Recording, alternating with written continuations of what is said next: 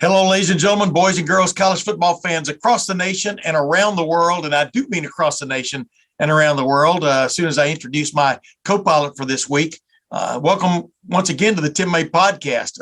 Can you believe it? Another Tim May podcast. We're getting close to 200 now, but I digress. Let's just jump right into my special guest here. I've been wanting to have him on for several weeks now.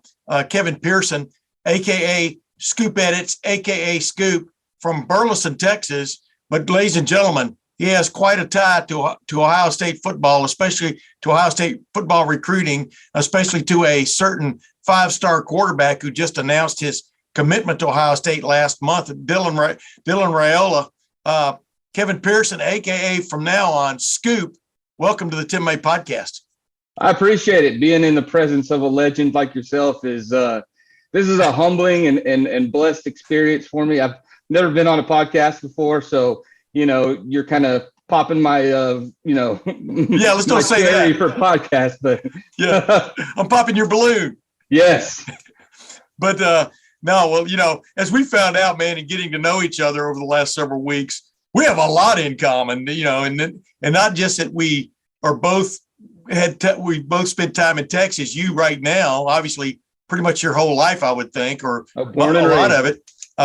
Me, I grew up in Lufkin, Texas. You once were an assistant coach at Huntington, Texas, the Huntington Red Devils. Aren't they still the Red Devils? Yes, sir. And they didn't even have football when I lived there back in the late 60s, early 70s. And, it's really funny how just circumstances put two people together. But the reason we got together is because you did the graphics work, helped Dylan Raiola with the graphics work when he announced his big-time commitment to The Ohio State University. And, just before we get into your passion for what you're doing now, which I think is an industry that's just blowing up, and I think you're in the middle of it. You may, in fact, be the key factor there in the middle of this industry that's blowing up. But you and Dylan Raiola, how did you guys ever hook up? I had the privilege of coaching with John Kitna when he was in Waxahachie. And the offensive coordinator that he hired in 2017 was our offensive coordinator in Cedar Hill when I was there in 2016. And Woody told Kit, he was like, "Man, you got to bring Scoop. Like he's full energy. He's got all sorts of talents that you won't even believe, and the highlight videos and the graphics and all that." And so I met with John one day, and he was like, "Dude, you're my guy." And I've been his guy ever since. And when he came back out of coaching from the Cowboys and got the job at Burleson, he drug Dom out here with him. And, I just got to meet Dom like the first time they came out to Burleson. And I had the privilege of being Dylan's offensive coordinator for the JV football team his freshman year. Oh, wait, when you say Dom, who are you referring to? To his dad, Dom Raiola. Dominic Raiola, former NFL. I just call him Dom because he's just my guy. And gotcha, man.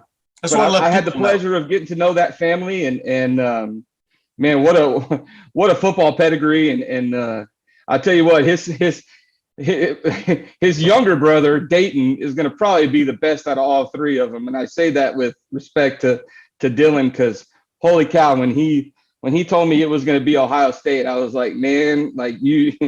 Because I got to meet Coach May several times when I was at DeSoto. He came down to visit a couple of our recruits and stuff. And I told him, I said, man, because he told me, he's like, he went up there for a visit. He came back from his official. And Dom told me, his dad told me, like, dude, there ain't nobody else. And he's like, we're not waiting. Because he wanted it to be a slow process. And he wanted to keep Dylan humble and all that. And, he said when they came back from Ohio State, he's like, we know where we're going to be.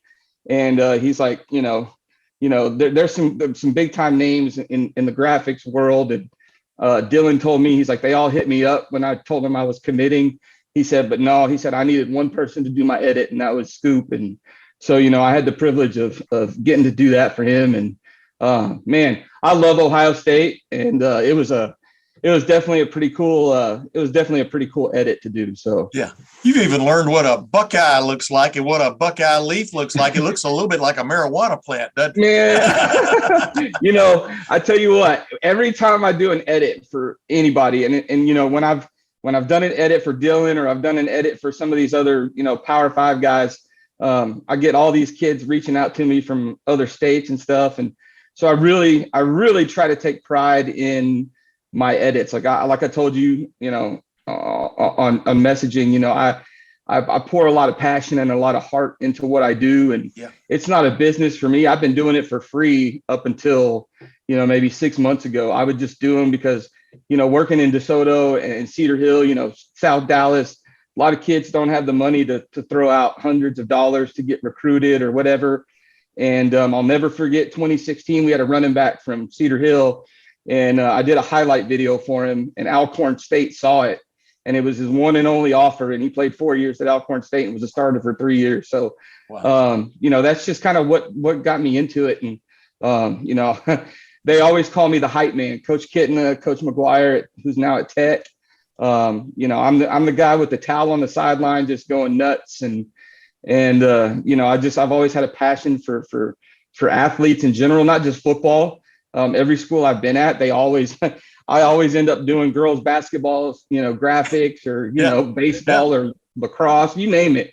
And, I just love what I do. And let's get into that in a minute. Cause I think that's extremely interesting how you just sort of like, not a midlife crisis, because you're not that old yet, are you? What's your age? I'm 39, so he's right 39, there. folks. He's not 40 yet. Call this a midlife crisis because it's a career change and everything right now. Yeah, no, exactly. So I guess it would be midlife. Yeah. I'd love to be 39. I'm 68, but I digress. But what I'm getting to here is you and Dylan. Was your heart broken when he moved to Chandler, Arizona? I mean, how, I left Burleson. This guy is big time. Go ahead now. Oh, I left Burleson a year before they did.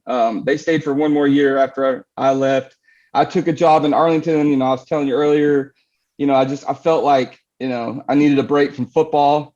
And so I literally took a job at a middle school, like 2 blocks from my house.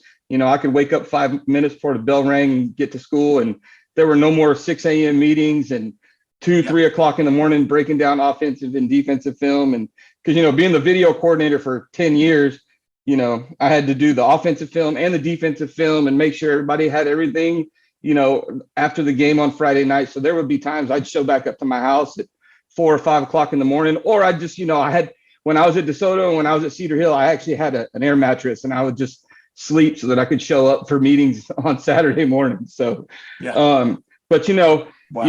When I got to meet those guys in Burleson, I knew Dylan was special. Like, what's funny is we had a kid in 8th grade when Dylan was there, and he was the nephew of Patrick Mahomes. And so Patrick, has actually done some work with Dylan and they've worked out together a couple times. And I kept telling his dad, just watching him on the sidelines, I said, man, because I've seen a lot of Patrick at Tech. I was actually one of the guys that was pushing to get him there. And I'm very close with the baseball program at Tech. And so I was glad that he, got to play a little baseball for us. But I'm telling you, Dylan is Patrick, and you can't put him and Patrick in the same voice because Patrick's on another level, but Dylan is he throws the ball further, he runs a little bit better than Patrick does. Yeah. And he's just a special kid and what a great family. And Ohio State's getting probably the best quarterback they've had in years. And that's saying a lot because there's been some good ones come through there. Could Dylan play baseball? Could Dylan be a big time baseball prospect? Dylan's a better baseball player than he's a football player. Wow. When he was at Burleson, he was MVP, all state as a freshman catcher. And I've never seen a pop time and I've never seen a bat like on a kid like that ever. He's just like Patrick. He can go either way. And to be honest with you, would not be surprised if he gets drafted in the major league draft and maybe even tries to play when he's at Ohio State, because his love for baseball is just as high as his love for football. It's funny though, he's a big time quarterback and he's a catcher. You know what I mean? A fireballing curveball occasional pitcher. But go ahead. Right. He pitched a little bit, but his love is behind the plate. Yeah, because he can direct things, right? Oh yeah, he's the quarterback. That's his thing. And I've never seen it in my 12 years of coaching high school football.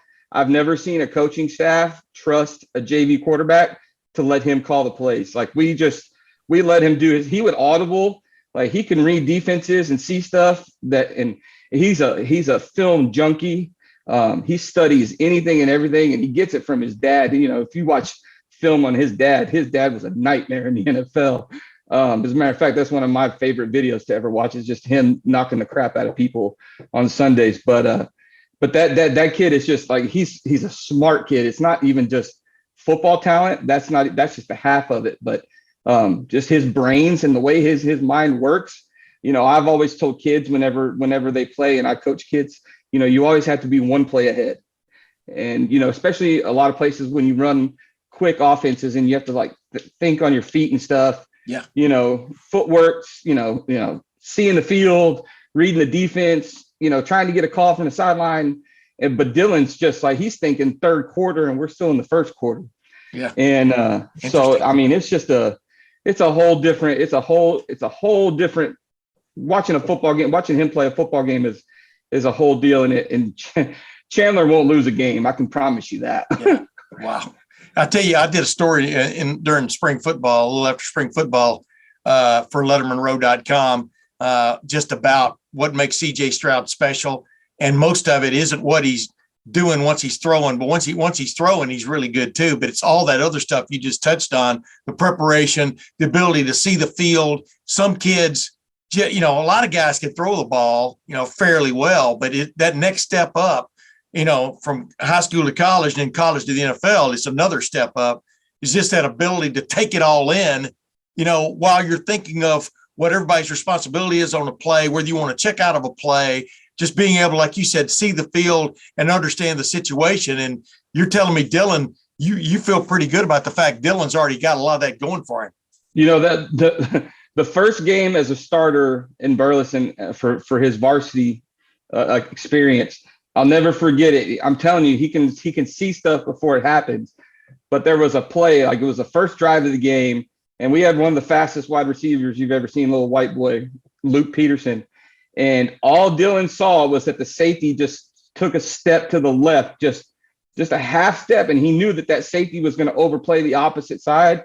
And Luke was running a post route to the opposite side of the field. Yeah. So Dylan rolled out and then cut back to the left and just threw a 65-yard dime across his body. I've never seen it before in my life, and hit him in the corner of the end zone from like the minus 40-yard line. It was incredible. And when I saw that on film, I was like, this dude's going to play football wherever he wants. Freshman. And you use one of my favorite words when it comes to describing a pass. Dropped a dime on him, man. I mean, don't you agree? That's one. Oh, that just, you know, when stuff like that happens, that makes a guy like me who does all the highlight videos and stuff, like, yeah, I'm always running down to ask my filmers and stuff, hey, did you get that? Did you get that? And, you know, I've always had to train some girls, you know, in high school and stuff to learn how to use a 4K camera and stabilizers and stuff.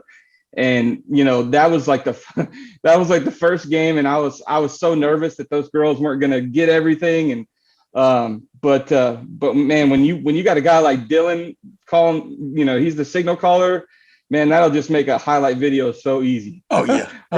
or a graphic. Not only you making a highlight video, but then people are going to watch it. You know what I mean? That's, yeah. You know, anybody can make a highlight video, but you're making a highlight video of a superstar that, you know, you're going to get hits from. And the bottom line is, you know, not that you did this on purpose, but showcasing people like that, you know, you have really taken this passion of yours, this newfound passion of yours, and run with it. And, you know, let's just real quickly, I mean, you know, back in your day, like you said, you were a stocky, you know, whatever, wide receiver coach, you know what I mean?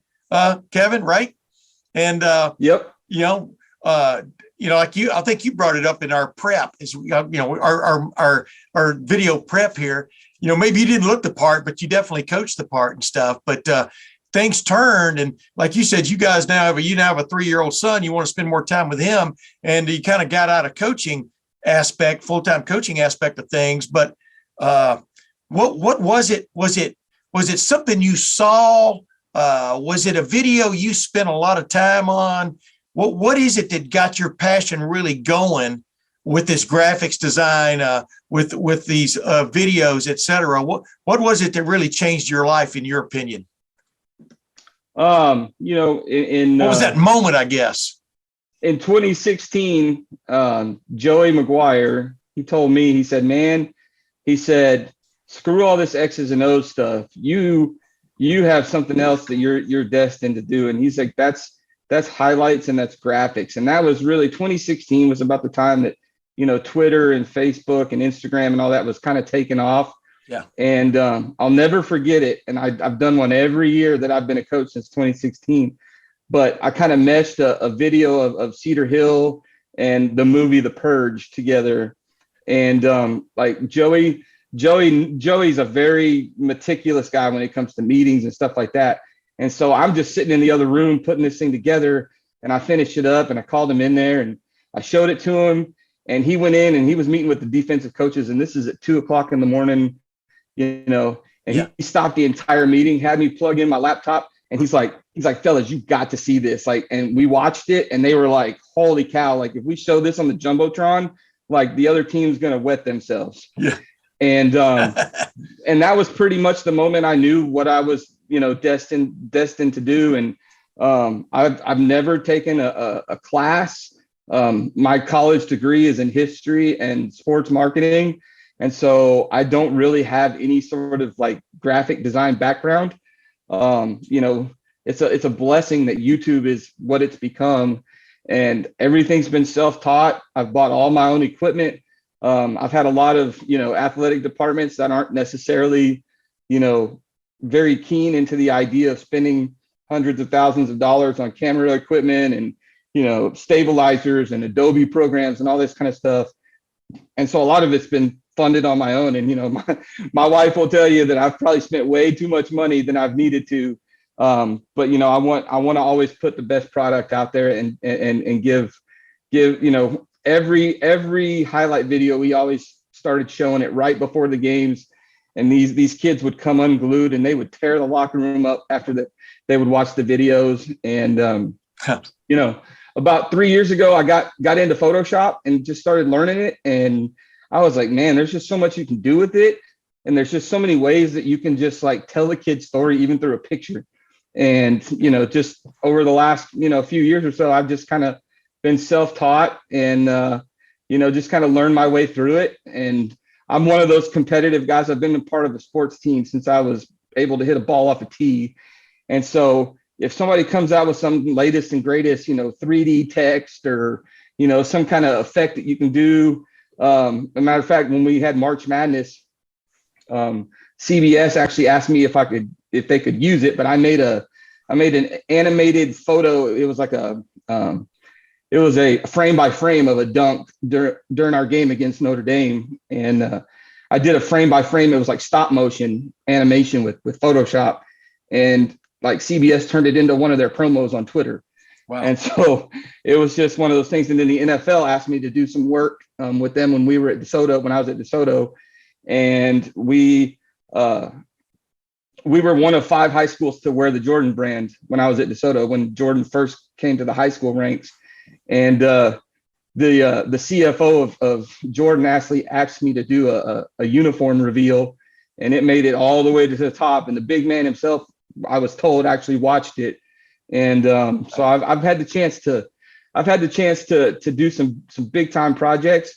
But like I said, the 3A high school football player that I did, that from Franklin, Texas, won a state championship. They'd never won one before.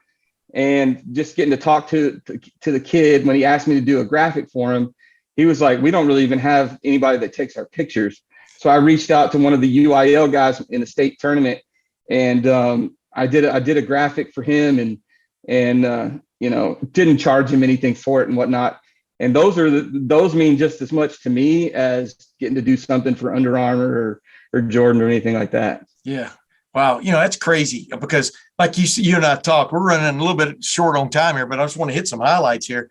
You're a big Texas Tech fan, and you worked at Texas Tech. Give people a little bit of background, though, of getting to know Mike Leach and the air raid offense, and just how that also helps spur your passion, Yeah, you can actually see the Raiderville sign over my shoulder here. Yeah. I was actually the guy that started that. It was a pretty big deal this last year when we played Texas in basketball. Raiderville kind of got a lot of exposure this last year, but I showed up in a lawn chair and had a cooler back in 2002, camping out for the A&M Tech game, and everybody thought I was crazy. And I started this whole movement, and Leach saw me sitting in a lawn chair, and he was like, "What are you doing?" And I was like, "I'm camping out for the game." And he's like, "You realize it's in 5 days, right?" And I was like, "Yes, sir." I said, "I just want to be the first in line." And the rest is history. And I got close to them.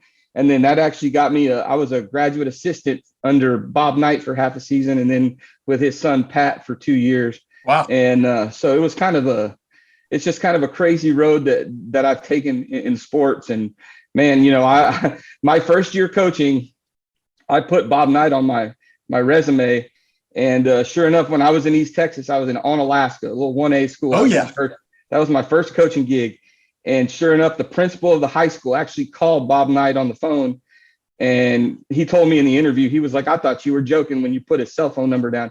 He called, Coach Knight picked up the phone, talked to him, said, "Yeah, dude, this is your man right here. Hire him," And so it's just Texas Tech holds a very special place in my heart. And, I've rooted for Leach and all those guys and all those players and coaches ever since. And when you look back at that picture of them in 2000, when he first got the job, and you see where all these coaches are now, and you see where all the players are now and they're coaching, it's incredible. It is. But God almighty, you were right in the middle of it, man. Kevin, Scoop. That's cool as hell. Hey, real quick, we're running out of time here, but I want do you have a couple of examples of some of your work you could hold up in front of the camera there? Because I know people have seen the Dylan Raiola one, Ohio State fans have, but it's just cool stuff. So I was really close to Coach Beard, who became the head coach at Tech. And this is one of the ones that I did last year. It was the first time that we played UT ever since he had left. Wow. And that's cool. And so I asked him, I said, "Are you going to be mad if I take a pot shot at you?" And he's like, "Oh, no, man, you have fun with it," or whatever. And so I did the Star Wars, and I made him look like the Phantom Menace, and he thought it was awesome. But, it's I've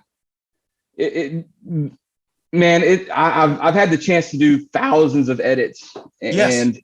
And it's just, I love the fan interaction.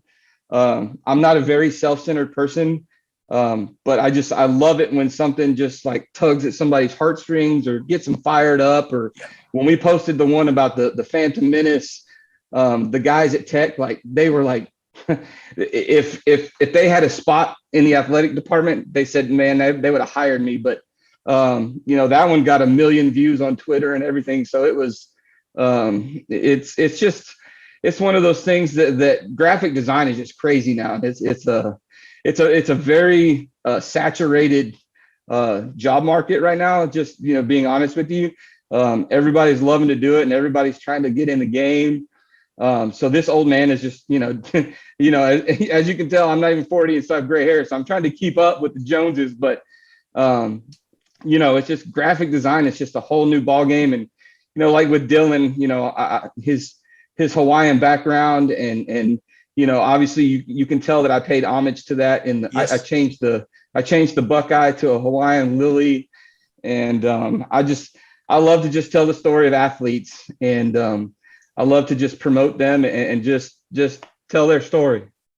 And real quickly, Sinai Lynch from Wayne High School in Huber Heights, Ohio. You just did one for her, basically when she committed or signed with Ohio State. She's a long jumper and a triple jumper from right down the road from where I live here, as a matter of fact. How did you get that hookup? Where did that come from? So you guys have a football player with the last name Hicks, I believe. Yeah, CJ Hicks. Yes, CJ. And he actually direct messaged me on Twitter and said, "Hey, my good friend Sinai is gonna commit to Ohio State. Would you mind doing a graphic?" He said, "I saw you do Dylan's," and he was like, "Man, it was, they use the fire emoji these days." Yeah. And I said, "Sure." And never done a track edit. So that was kind of neat. That was a first for me too. And, it's one of those things where it's like you said, it's a small world. Dylan just happened to commit to Ohio State. And ever since, I've actually done 2 edits from Ohio State and probably going to do more. But it's just, and I've had the blessing of having some big names like Dylan and Shamar Turner, who's now at Texas A&M, and all those guys, And so when that stuff gets put out on Twitter, everybody sees it. And, I get my direct messages get flooded all the time with chances to do stuff for kids all over the place. And, it's just, it's a blessing, and I have fun with it. And, my wife gets mad at me because I stay up too late sometimes. And, sometimes she thinks I put my work over my family, because once I start a project, I don't want to stop, because I just, I love what I do. Yeah. And it's just, I'm telling you, graphic design is just something that allows you to just be free. And, it's not and I've learned after, retiring from the education world and coaching, it's not a 9-to-5 gig, and I can wake up and spend some time with the family and then just work on my edit here and there and get a graphic done. And honestly, it probably was the best decision I've ever made to try to get into graphic design full time.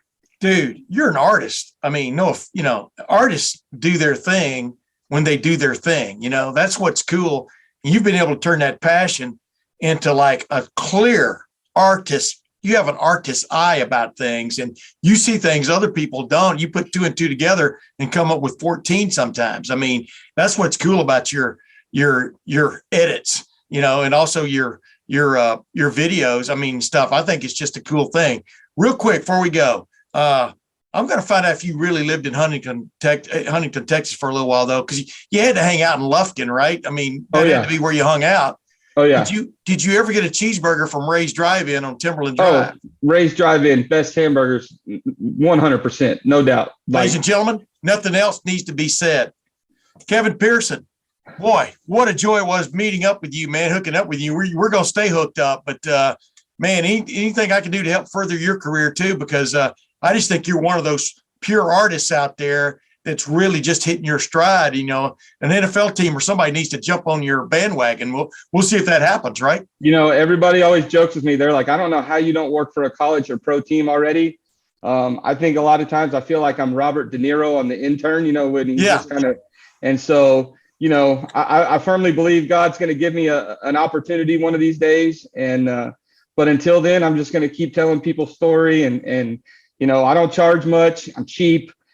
Scoop edits. If you need anything done, just, reach out to me and I'll work with you. And I love doing this stuff. And I appreciate the opportunity to come on here and talk to you a little bit. Ladies and gentlemen, another Tim May podcast in the can. Scoop Edits, thanks for joining me. Scoop, until next time, this is Tim May. We'll see you then. Awesome. Have a good one. Guns up.